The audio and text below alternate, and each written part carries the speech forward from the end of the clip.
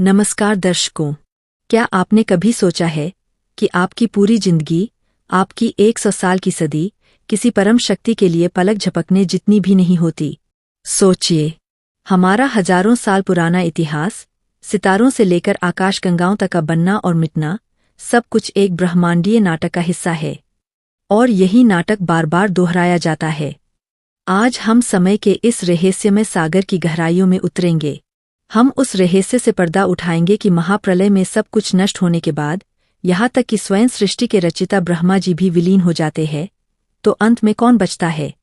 यह कहानी सिर्फ समय की गिनती की नहीं है, बल्कि उस परम सत्य को जानने की कोशिश है, जिसके सामने खरबों साल भी एक लम्हे के समान है। इंसानी समय हमारी जिंदगी 70, 80 या बहुत हुआ तो 100 साल में सिमट जाती है। इसी में हमारा जन्म, बचपन, जवानी और बुढ़ापा सब कुछ समा जाता है। हमारे लिए यह समय बहुत बड़ा है, लेकिन ब्रह्मांडीय समय के सामने यह सिर्फ एक लहर की तरह है। सोचिए, मिस्र के पिरामिड, सिंधु घाटी, प्राचीन सभ्यताएं, हमारी आंखों में ये गहरी इतिहास की गूंज है। लेकिन ब्रह्मांड की घड़ी में ये घटनाएं एक सेकंड के हजारवें हिस्से से भी छोटी है। इसलिए हमें इंसानी सोच से बाहर निकलकर देवताओं के समय और ब्रह्मांडीय चक्र को समझना होगा। हिंदू धर्मग्रंथों के अनुसार समय सीधी रेखा में नहीं बल्कि चक्र में घूमता है। जैसे रात के बाद दिन आता है, वैसे ही युगों का चक्र चलता है। इस चक्र को महायुग कहा जाता है। सतयुग 17,28,000 साल। धर्म अपने चारों पैरों पर खड़ा है। इंसान नैतिक और पवित्र होते हैं। त्रेतायुग 12,96,000 साल। धर्म का एक पैर कम हो जाता है। नैतिक गिरावट शुरू होती है। इसी युग में भगवान विष्णु राम के रूप में अवतार लेते हैं। द्वापर 8,64,000 साल। धर्म आधा रह जाता है। अच्छाई और बुराई बराबर हो जाती है।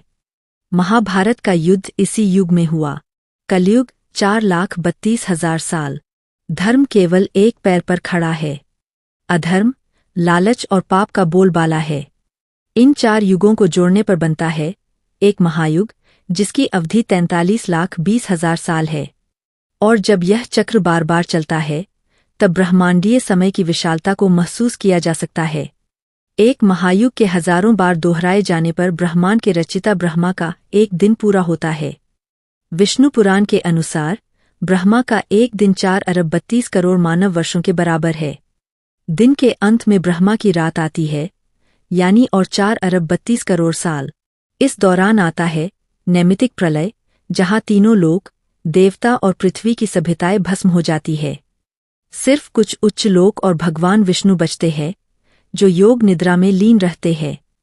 जब ब्रह्मा के 100 दिव्य वर्ष पूरे होते हैं, तब आता है महाप्रलय। यह संपूर्ण और अंतिम विनाश है, जिसमें 14 लोक और ब्रह्मा जी का निवास सत्यलोक तक सब कुछ विलीन हो जाता है। समय रुक जाता है। स्थान मिट जाता है। देवता और जीव मिट जाते हैं। परंतु एक चीज हमेशा बचती है, परम सत्ता।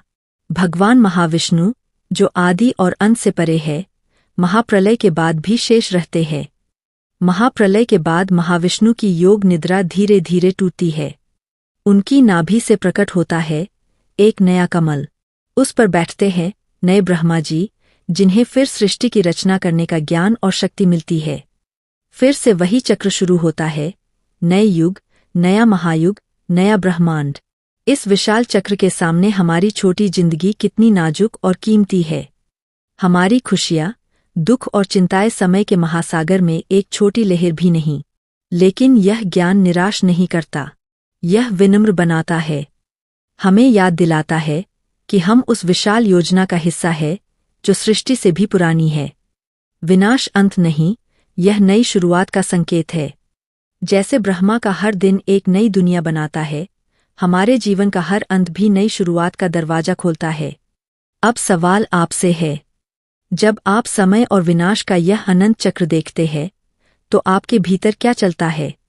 क्या यह ज्ञान आपको अपने अस्तित्व पर दोबारा सोचने के लिए मजबूर करता है? क्या इस ब्रह्मांडीय खेल में आपकी जगह बदलती हुई महसूस होती है? नीचे कमेंट में जरूर बताइए।